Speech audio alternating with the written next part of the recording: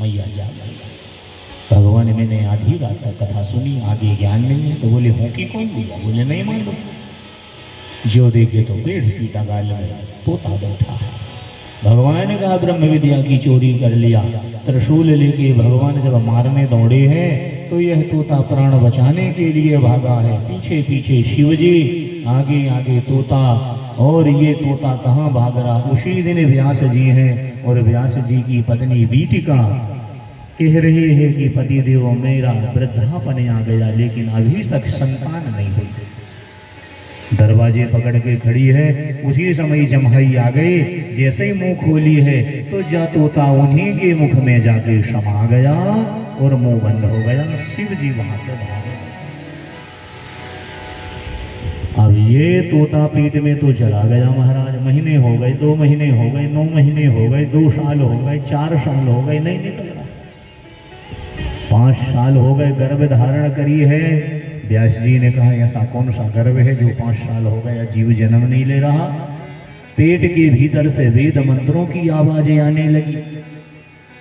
कान लगा के सुनते थे वेद मंत्र की आवाज। व्यास जी कहते हैं भैया बाहर आ जाओ।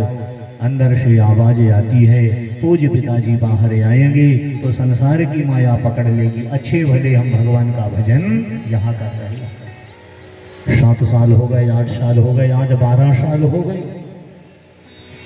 12 साल में बड़ी परेशानी होने लगी। अब तो व्यास पत्नी उठना बैठना दुर्लभ हो गया। कान लगा के सुने तो वेद मंत्र की आवाज पेट के भीतर गूंज रही है। व्यास जी ने कहा भैया बाहर आ जाओ। बोले नहीं आएंगे, संसार की माया पकड़ लेगी। पेट के भीतर से आवाजें आई कि यदि मायापति विष्णु जी आए और विष्णु भगवान गवाही दें, साक्षी दें कि मेरी माया नहीं सताएगी तो हम बाहर आएंगे। तो विष्णु जी को स्वर्ग से नीचे आना पड़ा और विष्णु भगवान ने कहा भैया तू जन्म तो ले ले, मेरी माया तुझे नहीं सताएगी। इतना भगवान ने अभय दिया। और भगवान जब अंतर ध्यान हो गए तो व्यास की पत्नी बीटिका ने इतने बड़े बच्चे का जन्म नहीं दिया। कितने बड़े? 12 साल की चिरंजीव का जन्म देती है। जैसे ही पुत्र जन्मा है रोया भी नहीं, दंड कमंडल लेके और जंगल की ओर चला जाता है। व्यास जी दौड़ रहे हैं, लौट जाओ। पेड़ पौधों से आवाजें आ रही है। कोई किसी का पिता नहीं, कोई किसी का पुत्र नहीं है। संसार की माया झूठी। पेड़ के नीचे जाके समाधि लगा के बैठ गए। व्यास जी लौट के घर आ गए आश्रम में बद्रीनाथ में और रो रहे हैं, व्याकुल हैं। उसी समय नारद जी आए हैं। बोले व्यास जी रोइए मत, कागज कलम लाइए। और आपने 17 पुराण तो लिख दिए हैं। शिव पुराण, विष्णु पुराण है, देवी पुराण, पद्म पुराण, लिंग पुराण, वाराह पुराण। अब 18वां ग्रंथ लिखिए। तब व्यास जी ने जब लिखा है तो लिखते लिखते 18,000 श्लोक में एक ग्रंथ लिखा। तब आकाशवाणी हुई कि जा ग्रंथ का नाम दुनिया में श्रीमद् भागवत महापुराण होगा। बोलिए भागवत भगवान की।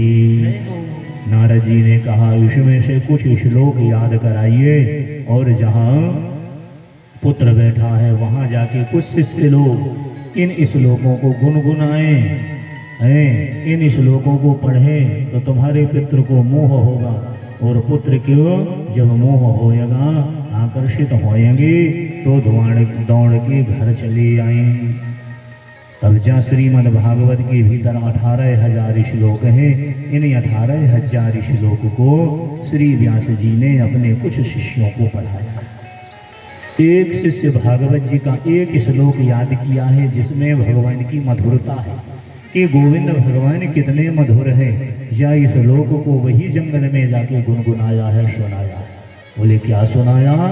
बोले वरहा पीड़ा नटवर वपुहो कर्णयो कर्णिकाराम बिभ्रात वासाम कनक कपिशम वैजंती चामालाम रंध्रान वैणोर्धरे शुद्धया पूरयन् गोप वृंदयेद वृंदारण्ययाम स्वापद रमणाम प्रवेशर गीत कीर्ति। जहाँ पुत्र बैठा है वहाँ गुनगुनाया कि कन्हैया जी कितने श्रेष्ठ हैं, कितने मंगलमय हैं। ग्वाल वालों के साथ गैया चराने जंगल में गए हैं और गैया चरा रहे हैं कैसे भगवान की शोभा है।